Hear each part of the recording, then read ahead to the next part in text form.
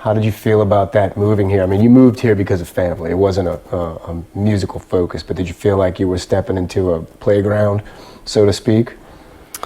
Well, it was part of the decision, I think, was to, to be in a city where music is so important. Sure. So I could continue to work. Yeah. Did you? I mean, how much did you know about it before you came here? Did you find yourself researching the roots, or basically, what am I getting myself into by moving down here?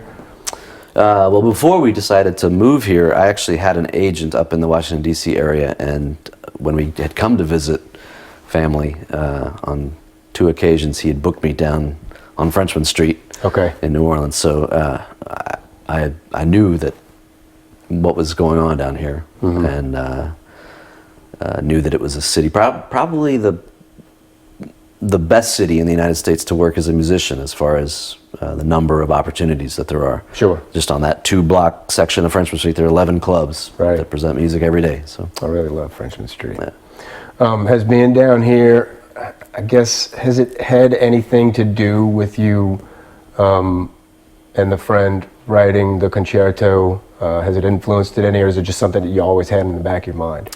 I think it was probably influenced here because I just came to the idea not too long ago and talked to him about it, and he said, "It's funny you bring that up because I had a similar idea," and so we've been in communication trying to figure out how to make it happen. Yeah, you were talking about it earlier. Is it something that the both of you have had to kind of educate yourself on the process of during it? Well, like I said, shopping it and things of that nature. Yeah, absolutely. This is completely out of my wheelhouse. So I'm reaching out to friends like you about, what do I do next? And so, I mean, the composing part is what he does for a living. So he's got that figured out. And now it's up to me to try to figure out how to make the nuts and bolts work to be able to actually present it somewhere. Yeah, that's a big undertaking. I have faith in you, though, man. You plan your own overseas tour. I think you could do this, You said that you were going to try to shop overseas as well with this? I think it's an idea that's viable. Honestly, Europeans seem to like jazz more than Americans do nowadays. So it might be even easier to perform over there than here. We shall see. Yeah. You are in the process of organizing this in such a manner to where people can donate to help this thing come to fruition. Is there enough information on that out there right now that you can tell these people? Yeah, I'm exploring that right now, and I think I've found a nonprofit that I can hook up with so that donations can flow through them, and anyone who donates can use it as a tax write-off.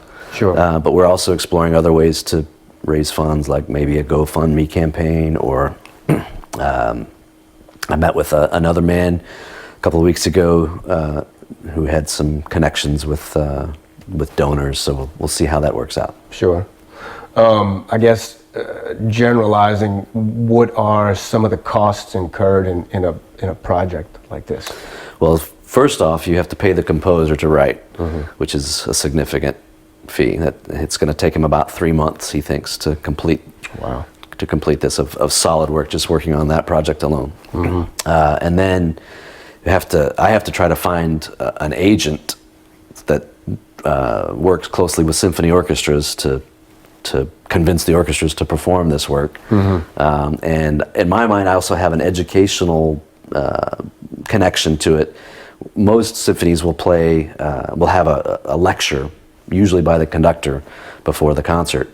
And my idea is to offer to talk about the history of jazz to their audience before we play the concerto. This is something a conductor normally does? Conductor normally does that, okay. Yeah. Sometimes a composer will, if they're premiering a work of the composers. I gotcha. Yeah, so the people coming to the concert can come an hour early and hear a little presentation on what they're about to hear, basically. That's nice. Yeah, and it's very effective. And then also, educationally speaking, if we're moving around playing in different cities, my idea would also be to hook up with schools in the area during the day and give them basically a history of jazz also at the same time. It's going to be a free one-stop shop right here. Right, You got right. it. That's good, man. That's a great, Yeah. great talking points, great selling points. I wish you all the luck in the world when this comes out. If there's anything that we need to add, especially to the written portion, we can always go in and put that in there to make sure Okay.